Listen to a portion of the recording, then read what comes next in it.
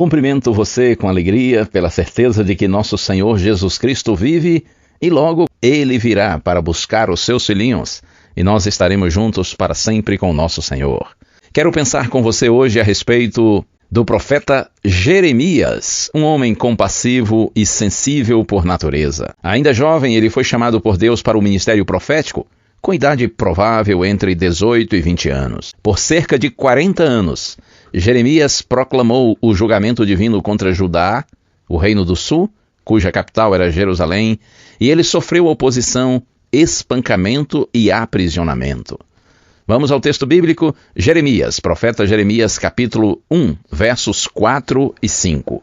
Está escrito assim: A palavra do Senhor veio a mim, dizendo: Antes de formá-lo no ventre materno, eu já o conhecia, e antes de você nascer, eu o consagrei e constituí profeta às nações.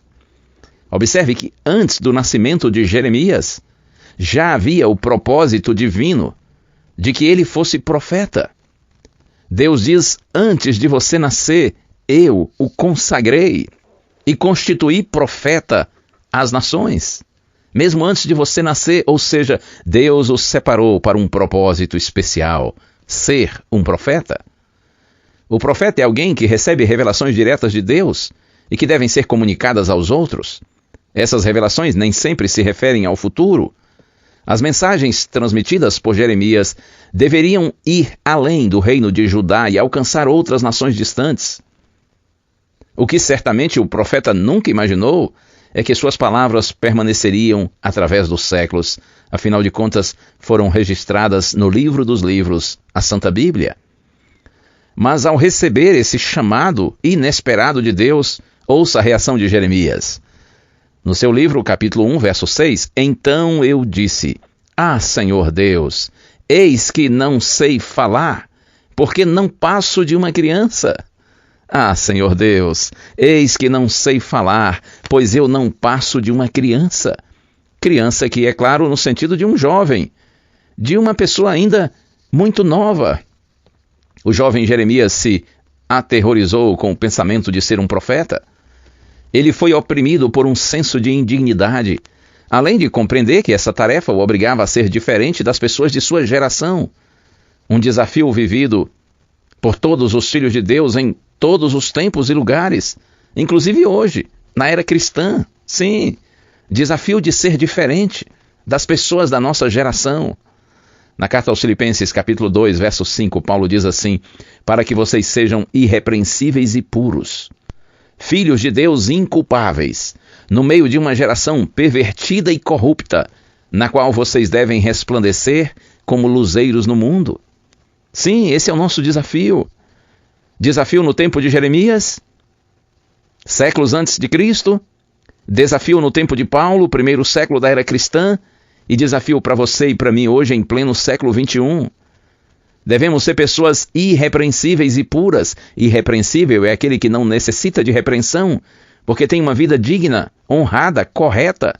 Irrepreensíveis e puros, filhos de Deus inculpáveis, no meio de uma geração corrompida, perversa, depravada, na qual, diz Paulo, devemos resplandecer como luzeiros no mundo. E Pedro, o apóstolo, na sua primeira carta, capítulo 2, verso 9, ele diz assim: Vocês, porém, são geração eleita, sacerdócio real, nação santa, povo de propriedade exclusiva de Deus, a fim de proclamarem as virtudes daquele que os tirou das trevas para a sua maravilhosa luz. Pedro está aqui se referindo à igreja, a todas as pessoas convertidas ao Senhor. Ele diz que nós nos tornamos uma geração eleita, um sacerdócio real, uma nação santa, um povo de propriedade exclusiva de Deus. E qual é a nossa missão? Proclamarmos as virtudes daquele que nos tirou das trevas para a sua luz maravilhosa. Interessante, voltando a pensar em Jeremias, ele disse: Senhor, eis que eu não sei falar, eu não passo de uma criança. Eu não vou dar conta de falar a multidões, a pessoas importantes, a reis, sacerdotes, juízes. Eu não tenho eloquência suficiente, eu não sou capaz. Veja que não há problema algum quando, diante do chamado divino, nós nos sentimos incapazes. O problema ocorre exatamente numa reação contrária, ou seja, quando você se acha capaz demais. quando se julga super preparado, o mais qualificado e competente de todos. Quem vive cheio de si não dá espaço para a atuação do Espírito Santo. E acredite, sem o selo do Espírito Santo, toda a obra que fazemos será em vão. Deus lhe abençoe. Essa é a nossa primeira reflexão a respeito do profeta Jeremias. Vamos seguir nos próximos dias pensando a respeito desse chamado feito por Deus e a missão que lhe foi confiada. A princípio, nesse momento, fica com você e comigo essa reflexão. Todos nós, de alguma maneira, somos chamados por Deus para pregarmos a sua palavra. E ter entendimento de que somos pequenininhos e incapazes, ok. Mas a gente não pode fugir ao chamado. Eis-nos aqui, Senhor, em Tua presença.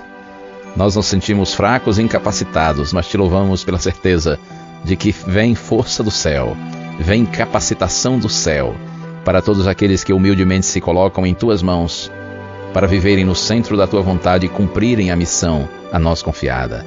Abençoa, capacita, Senhor. Guia a vida de cada um de nós. Oramos em Jesus. Amém. Que o Senhor te abençoe e te guarde. O Senhor faça resplandecer o seu rosto sobre ti e tenha misericórdia de ti. Que o Senhor sobre ti levante o seu rosto e te dê a paz.